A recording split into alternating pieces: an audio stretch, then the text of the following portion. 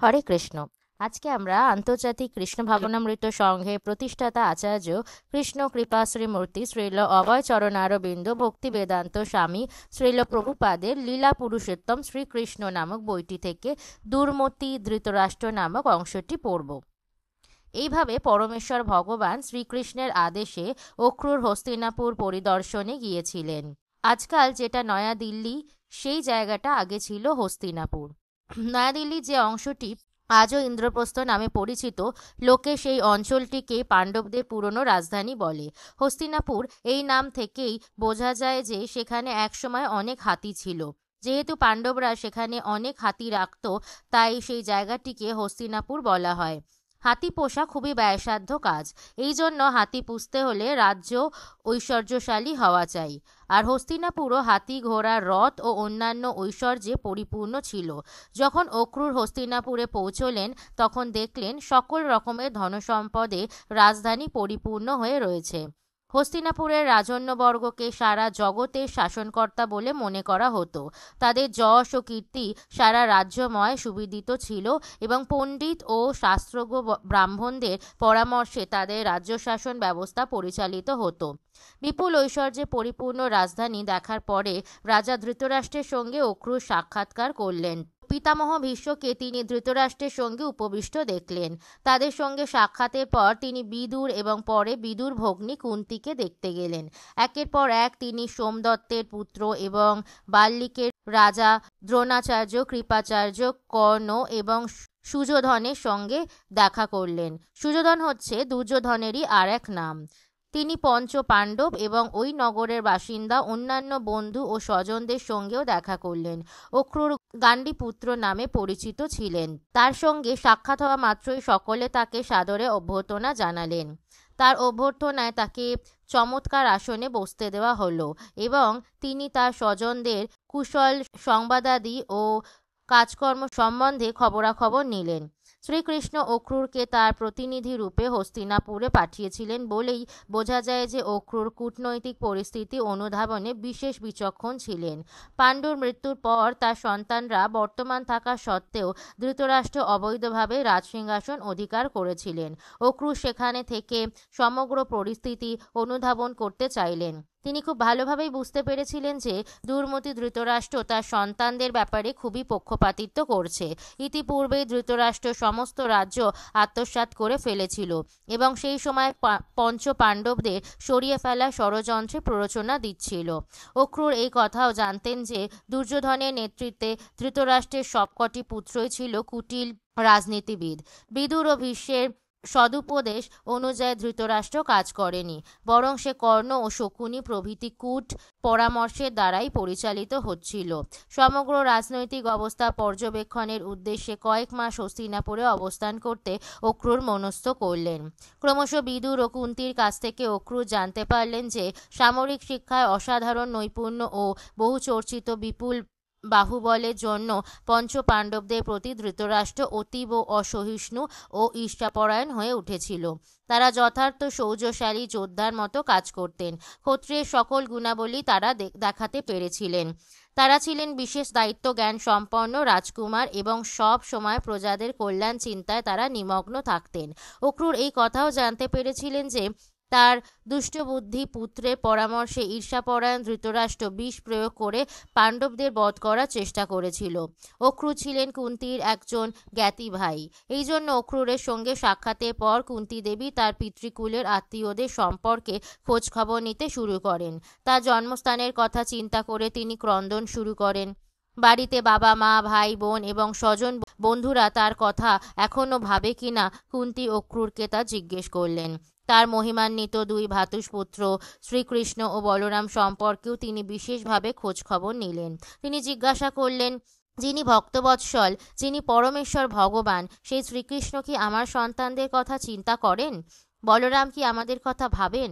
কুন্তী অন্তরে নিজেকে হিংস্র ব্যাঘ্রকুলের মধ্যে একটি হরিণীর মতো মনে করতেন।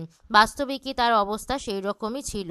তার স্বামী রাজা পাণ্ডুর মৃত্যুর পর শিশু পঞ্চ পাণ্ডবদের লালন পালনের দায়িত্বভার ছিল কুন্তীরই, কিন্তু ধৃতরাষ্ট্র সর্বদাই তাদের হত্যার ষড়যন্ত্র করতেন। তাই কুন্তী দেবী নিঃসন্দেহে কতকগুলি বাঘের মধ্যে এক নিরীহ জীবের মতো জীবনযাপন করছিলেন।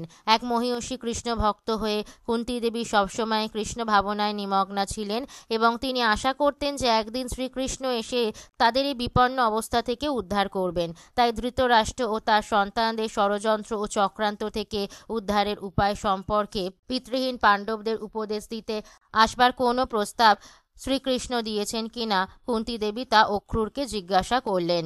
এই সকল প্রসঙ্গে অক্রূরের সঙ্গে কথোপকথনে নিজেকে অত্যন্ত অসহায় উপলব্ধি করে তিনি ভাবাবেগে বলতে লাগলেন, হে প্রিয় কৃষ্ণ, হে প্রিয় কৃষ্ণ, তুমি যোগেশ্বর, তুমি বিশ্বাত্মা, তুমি জগতের অন্তর্যামী, তুমি বিশ্বের যথার্থ সুহৃদ। হে গোবিন্দ, এই মুহূর্তে তুমি আমার থেকে বহু বহু দূরে অবস্থান করলেও আমি তোমার চরণ কমলে শরণাগত হয়ে তোমার বন্দনা করছি। এখন আমার 5টি পিতৃহীন পুত্র সন্তানকে নিয়ে আমি অত্যন্ত শোকার্ত। আমি বেশ বুঝতে পারছি তোমার চরণারবিন্দে শরণাগতি ছাড়া আমার আর কোনো আশ্রয়ই নেই। একমাত্র তোমার চরণ কমলই শোকার্তদের উদ্ধার করতে পারে, কারণ তুমি পরম পুরুষোত্তম ভগবান। তোমার কৃপাতেই জন্ম এবং মৃত্যুর পুনরাবর্তের কবল থেকে উদ্ধার লাভ করা যায়। হে প্রিয় কৃষ্ণ, তুমি পরম পবিত্র, অন্তর্যামী এবং যোগেশ্বর। আমি আর কি বলবো? আমি কেবল তোমাকে আমার সশ্রদ্ধ প্রণতি জানাতে পারি। তোমার সম্পূর্ণ শরণাগত ভক্ত রূপে তুমি আমাকে গ্রহণ করো। শ্রীকৃষ্ণ তার সামনে উপস্থিত না থাকলেও কুন্তী দেবী শ্রীকৃষ্ণের বন্দনা করলেন, যেন শ্রীকৃষ্ণ সত্যিই তার সামনে রয়েছেন। কুন্তী দেবীর পদাঙ্ক অনুসরণ করা সকলের পক্ষেই সম্ভব। শ্রীকৃষ্ণকে সশরীরে সর্বত্র থাকতে হয় না। দিব্য শক্তির প্রভাবে তিনি সব জায়গাতেই বিরাজ করছেন। শুধু প্রয়োজন ঐকান্তিকভাবে তার শরণাগত হওয়া। কুন্তী দেবী যখন আবেগ ভরে শ্রীকৃষ্ণের বন্দনা করছিলেন, তখন তিনি নিজেকে সংযত করতে না পেরে অক্রূরের সামনে সরবে ক্রন্দন শুরু করলেন। বিদুরও সেখানে উপস্থিত ছিলেন। তখন সেই দৃশ্য দেখে বিদুর ও অক্রূর দুজনেরই পঞ্চ পাণ্ডব কুন্তীর প্রতি বিশেষ সহানুভূতি জেগে উঠেছিল। যুধিষ্ঠির, ভীম ও অর্জুনের গুণগান করে তারা কুন্তী দেবীকে সান্ত্বনা দিতে লাগলেন। তার সন্তানরা সকলেই অসাধারণ পরাক্রমশালী বলে তারা কুন্তীকে শান্ত করলেন। কেননা তারা যেহেতু দেবশ্রেষ্ঠ যমরাজ বায়ু ও ইন্দ্রের সন্তান, সেই কারণে কুন্তী দেবীর বিচলিত হওয়ার কোনো প্রয়োজন নেই। শ্রীকৃষ্ণের কাছে ফিরে গিয়ে কুন্তী এবং পঞ্চ পাণ্ডবের চরম দুর্দশার বিবরণ জানাবেন বলে অক্রূর মনস্থ করলেন। তিনি প্রথমে ধৃতরাষ্ট্রকে সদুপদেশ দিতে চেয়েছিলেন, কেননা ধৃতরাষ্ট্র নিজ সন্তানদের নিয়ে বিশেষ পক্ষপাতিত্ব করত আর পাণ্ডবদের প্রতি ছিল বিদ্বেষ ভাবাপন্ন। কুন্তী ও ধৃতরাষ্ট্র যখন স্বজন ও বন্ধুদের মধ্যে বসেছিলেন, তখন অক্রূর ধৃতরাষ্ট্রকে বাচিত্রবীর্য বলে সম্ভাষণ করে কথা বলতে লাগলেন। বাচিত্রবীর্যের শব্দের অর্থ বিচিত্রবীর্যের পুত্র। ধৃতরাষ্ট্রের পিতার নাম ছিল বিচিত্রবীর্য, কিন্তু ধৃতরাষ্ট্র বস্তুত বিচিত্রবীর্যের সন্তান নয়, সে ছিল ব্যাসদেবের পুত্র। পুরাকালে বৈদিক প্রথা অনুযায়ী পুত্র উৎপাদনে অক্ষম ব্যক্তি ভ্রাতার ঔরসে পত্নীর গর্ভে সন্তান উৎপাদন করতে পারতেন। এখন কলিযুগে সেই প্রথা নিষিদ্ধ। অক্রূর ব্যঙ্গ করে ধৃতরাষ্ট্রকে বিচিত্রবীর্য সম্বোধন করেছিলেন, কারণ সে তার পিতার ঔরসজাত সন্তান নয়, সে ছিল ব্যাসতনয়। ভ্রাতার ঔরসে পত্নীগর্ভে উৎপন্ন সন্তান পুত্র পরিচয় লাভ করলেও সে তার পুত্র নয়। উত্তরাধিকার সূত্রে ধৃতরাষ্ট্রের সিংহাসন লাভের দাবি যে অন্যায়, এই ব্যঙ্গোক্তির মাধ্যমে তা প্রকাশিত হয়েছে। প্রকৃতপক্ষে পাণ্ডবরাই রাজসিংহাসনের ন্যায্য অধিকারী এবং তাদের বর্তমানে রাজসিংহাসন দখল করা ধৃতরাষ্ট্রের উচিত হয়নি। তারপর অক্রূর বললেন, হে বিচিত্র বীর্য তনয়, তুমি অবৈধভাবে পাণ্ডবদের রাজসিংহাসন আত্মসাৎ করছো। এখন যে কোনো উপায় হোক তুমি রাজসিংহাসনে অধিষ্ঠিত। তাই বিনীতভাবে তোমাকে আমি এই পরামর্শ দিচ্ছি, দয়া করে রাজ্য শাসনকালে নীতিপরায়ণ হও। যদি তুমি তা করো এবং প্রজাদের সেইভাবে শিক্ষা দাও, তাহলে তোমার নামযশ চিরস্মরণীয় হবে।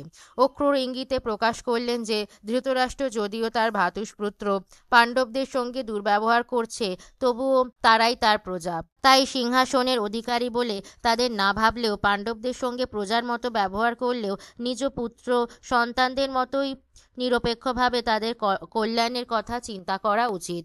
এই নীতি অনুসরণ না করে তার প্রতি প্রতিকূল আচরণ করলে তুমি প্রজাদের কাছে অপ্রিয় হয়ে উঠবে এবং পরবর্তী জীবনে তুমি নারকীয় পরিবেশে জীবনযাপন করবে। এই জন্য আমি একান্তভাবে আশা করি তুমি তোমার নিজ সন্তান ও পাণ্ডবদের সঙ্গে সমভাবে ব্যবহার করবে। অক্রূর আভাসে জানালেন যে ধৃতরাষ্ট্র যদি পাণ্ডব ও নিজ পুত্রদের সঙ্গে সমব্যবহার না করে তাহলে দুই নেতৃবৃন্দের মধ্যে গোষ্ঠীদ্বন্দ্ব অবশ্যম্ভাবী। পাণ্ডবদের দাবি ন্যায়সঙ্গত হওয়ায় তারাই বিজয়ী হবেন এবং ধৃতরাষ্ট্রের পুত্ররা নিহত হবে। এই ভবিষ্যৎবাণী অক্রূর শুনিয়েছিলেন ধৃতরাষ্ট্রকে।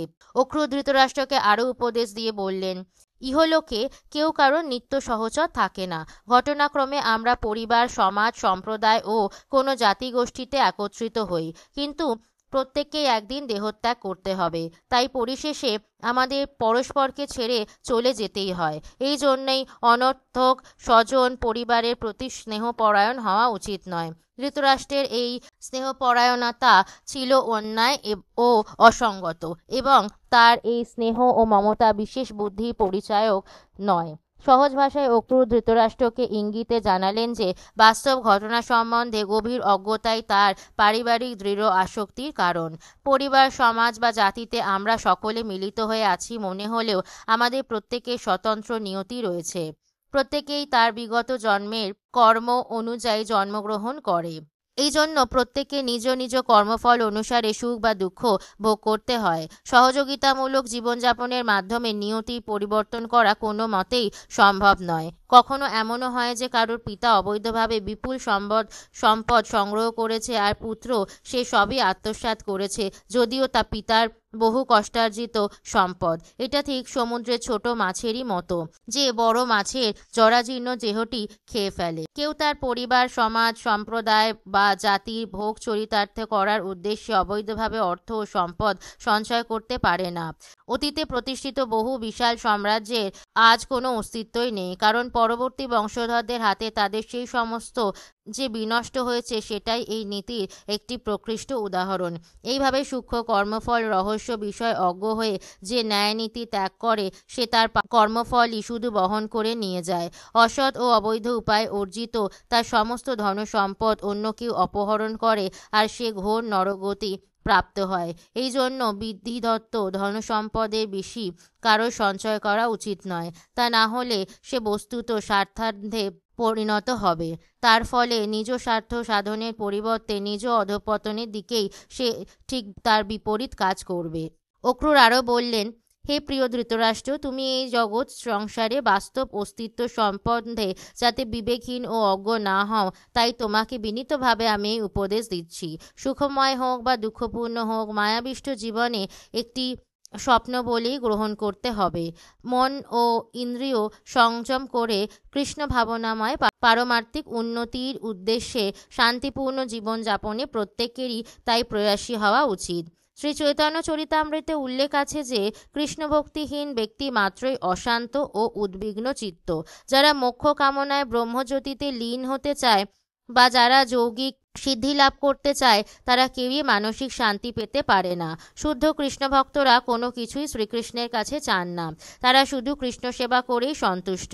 প্রকৃত শান্তি ও মানসিক স্থৈর্য একমাত্র পূর্ণ কৃষ্ণ অনুশীলনের মাধ্যমেই সম্ভব।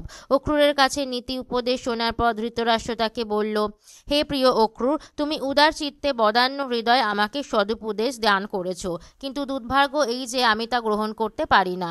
অমৃত প্রদান করা হলেও ভাগ্যানুসারে যার মৃত্যু অনিবার্য সেও অমৃতের সদ্ব্যবহার করে না। আমি বুঝতে পারছি যে তোমার এই উপদেশগুলি অত্যন্ত মূল্যবান। আকাশের বিদ্যুতালোক যেমন স্থির অচঞ্চল মেঘে বেশিক্ষণ থাকতে পারে না, ঠিক সেই রকম আমার চঞ্চল মন দুর্ভাগ্যবশত তোমার উপদেশগুলি গ্রহণ করতে পারছে না। আমি শুধু বুঝতে পারি যে ভগবদ ইচ্ছার গতি অপ্রতিরোধ্য, ভগবদ ইচ্ছা অপ্রতিহতা, ভগবানের অভিলাষ অমোঘ। আমি বুঝতে পারছি যে ইহলোকে গুরুভার লাঘবের উদ্দেশ্যে যদুবংশে ভগবান শ্রীকৃষ্ণ আবির্ভূত হয়েছেন। ধৃতরাষ্ট্র আভাসে অক্রূরকে জানালো যে পরমেশ্বর ভগবান শ্রীকৃষ্ণে তার পূর্ণ শ্রদ্ধা ও বিশ্বাস আছে, তবু সে তার স্বজন ও পরিবারের প্রতি অত্যন্ত পক্ষপাত দুষ্ট। অদূর ভবিষ্যতে শ্রীকৃষ্ণ তার সমগ্র পরিবারবর্গকে যুদ্ধে পরাভূত করবেন এবং অসহায় অবস্থায় ধৃতরাষ্ট্র তখন শ্রীকৃষ্ণের চরণ কমলে আশ্রয় গ্রহণ করবে। ভক্তকে বিশেষ কৃপা করার জন্য শ্রীকৃষ্ণ সাধারণত তার জড়জাগতিক সকল প্রিয় বিষয়ে হরণ করে। এইভাবে শ্রীকৃষ্ণ তাকে সহায় সম্পদহীন নিঃস্ব অকিঞ্চনে পরিণত করেন, যাতে শ্রীকৃষ্ণের চরণকমলে শরণাগতি ছাড়া তার আর কোনো বিকল্প পন্থা না থাকে। কুরুক্ষেত্রের যুদ্ধের অবসানে ধৃতরাষ্ট্রের জীবনে ঠিক তাই ঘটেছিল। ধৃতরাষ্ট্র তার সামনে দুটি পরস্পর বিরোধী ঘটনার উপস্থিতি উপলব্ধি করেছিলেন। বিশ্বের সমস্ত অনর্থক ভার অপসারণে শ্রীকৃষ্ণ যে উপস্থিত হয়েছেন তা সে হৃদয়ঙ্গম করেছিল। তার পুত্ররাই বিশ্বের এই অপ্রয়োজনীয় ভার, আর তাই সে আশা করেছিল যে তাদের মৃত্যুই হবে। তবুও পুত্রদের প্রতি অতিশয় আসক্তি থাকায় সে মুক্ত হতে পারেনি। এই দুটি পরস্পর বিপরীতধর্মী বিষয় উপলব্ধি করে সে ভগবান শ্রীকৃষ্ণের প্রতি সশ্রদ্ধ প্রণতি নিবেদন করতে লাগল। সংসার জীবনের এই দণ্ড হৃদয়ঙ্গম করা খুবই কঠিন, এবং তা হল ভগবানের পরিকল্পনার অচিন্ত্য লীলা। অচিন্ত্য উপায়ে জগৎ সৃষ্টি করে তাতে তিনি প্রবেশ করে ত্রিগুণময়ী প্রকৃতিকে ক্রিয়াশীল করেন। সমগ্র সৃষ্টির প্রকাশ হলে তিনি প্রতিটি জীব ও প্রতিটি ক্ষুদ্রতম অণুতেও প্রবেশ করেন। কেউ ভগবানের অপরিমেয় অনন্ত লীলা পরিকল্পনা বা ধারণা করতেও পারে না। এই কথা শুনে অক্রূর স্পষ্টভাবে উপলব্ধি করলেন যে পুত্রদের অনুকূলে পাণ্ডবদের প্রতি বৈষম্যমূলক নীতি ধৃতরাষ্ট্র পরিবর্তন করতে চান না। তিনি অচিরেই হস্তিনাপুরে তার বন্ধুদের কাছ থেকে বিদায় নিয়ে স্বগৃহে যাদবদের রাজ্যে ফিরে গেলেন। গৃহ প্রত্যাবর্তন করে অক্রূর শ্রীকৃষ্ণ বলরামকে হস্তিনাপুরের যথার্থ পরিস্থিতি ও ধৃতরাষ্ট্রের মনোবিলাসের আনুপূর্বিক বিবরণ দিলেন। অবস্থা পর্যবেক্ষণের উদ্দেশ্যে শ্রীকৃষ্ণ অক্রূরকে হস্তিনাপুরে পাঠিয়েছিলেন। ভগবান শ্রীকৃষ্ণের কৃপায় অক্রূর এই কার্য সাধনে সফল হন এবং শ্রীকৃষ্ণকে প্রকৃত পরিস্থিতি সম্বন্ধে অবহিত করেন। ইতিলীলা পুরুষোত্তম শ্রীকৃষ্ণ গ্রন্থের দুর্মতি ধৃতরাষ্ট্র নামক অধ্যায়ের ভক্তি বেদান্ত তাৎপর্য সমাপ্ত হলো। জয় জয় শ্রীলা প্রভুপাদ কি জয়। গল্পটি ভালো লাগলে অন্যদের সাথে শেয়ার করবেন, চ্যানেলটি সাবস্ক্রাইব করবেন নোটিফিকেশন পাওয়ার জন্য, আর কমেন্টে লিখবেন হরে কৃষ্ণ। ধন্যবাদ।